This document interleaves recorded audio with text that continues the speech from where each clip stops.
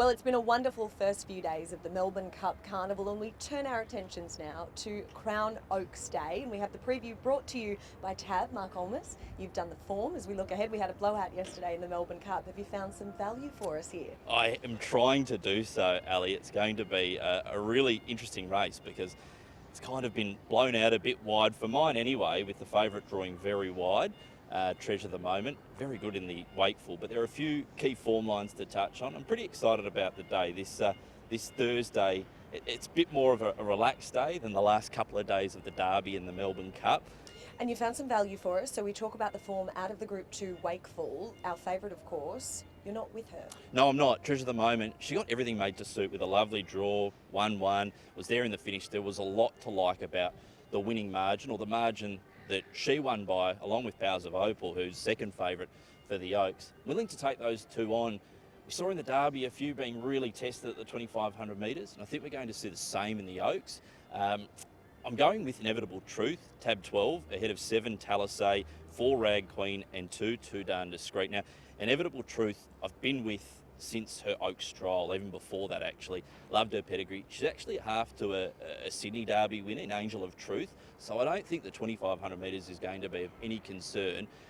I have to stick with her on that basis, and you're getting a fantastic price. To find out for a filly, there's probably going to settle 3 back the fence. Draws barrier 1. Now, barrier's all important for this race. Going back through the last 10 editions, only 2 fillies have won from outside of barrier 7. I think that's a really important stat. And the fillies that did win from outside barrier 7, smaller fields of about 10, we've got 14. So Treasure the Moment from a wider draw is probably going to have to snag right back. Drawn barrier 12 or 14. She's either going to have to go back, or they're going to have to push the button and go forward and use a lot of petrol early, which I don't think is going to be ideal. Either scenario, or the third scenario, is that she sits 3 deep, and then she definitely can't win.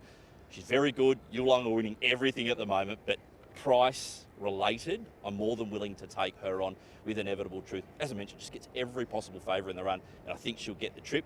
Just need luck when the whips start cracking with that inside draw. I think she's a great bet at about $41. And John Sargent, he's won the Oaks before, always has a good filly, and I think this might be his next one.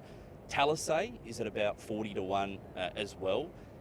This filly, so I fell in love with her pedigree. She's by Pride of Dubai, who can do no wrong. Bella Nipotina, Pride of Jenny, doing a terrific job, but out of a mare that's actually a half to Mackay Diva. So if you go back and watch the Hillsmith Stakes, the race that Gold Rush Guru won and then came out and won the Derby, form line's exceptional. She was finding the line so well. And then in the wakeful, she probably got too far back, and when the sprint went on, she was left a little flat-footed. She'll have a sprint at the end of 2,500 metres, and I think she's a fantastic play to put in probably your exotics, first fours, trifectas, etc., or each-way betting. And the third pick, Rag Queen, out of the Spring Champion Stakes one, which I actually think is a very strong form line. Just love David Payne bringing horses to these staying younger races. Rag Queen, she gets the blinkers off, so they're trying to settle with her. I can make a case for all the other fillies too out of the Spring Champion Stakes. It's a really good form reference. We saw El Castello half ranking it in the Derby. And fourth pick is Too Darn Discreet, who I loved winning at Flemington a couple of starts ago. Backed that up with a terrific win in the Ethereal. And obviously, we know that there's a lot of value to be found outside of the Crown Oaks. Have you got a best bet for us outside of the feature race? Yeah, we're going to do our best again at about double figures, $15 in race number 7, the 3AW Red Roses Stakes. This is a really good 3-year-old fillies race. It's been won by some terrific fillies in the past.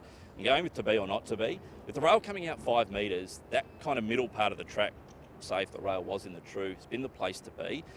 This filly was stretched out to 1,400 metres last start. I don't think that's her go. I think she's a sprinter. She's already won up the straight, and I think she's going to get a terrific run through the pack. And I think they'll probably come across the rail tomorrow up the straight.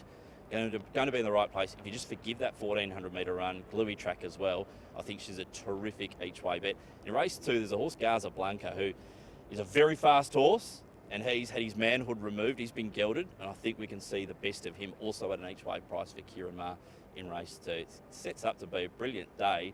Need to find a few winners after Cup Day too. It was a strip out alley. Oh, I agree. But you found us a stack of value, Marc Ohlmus, so thank you very much and happy punting. Chances are you're about to lose. For free and confidential support, call the number on the screen or visit the website.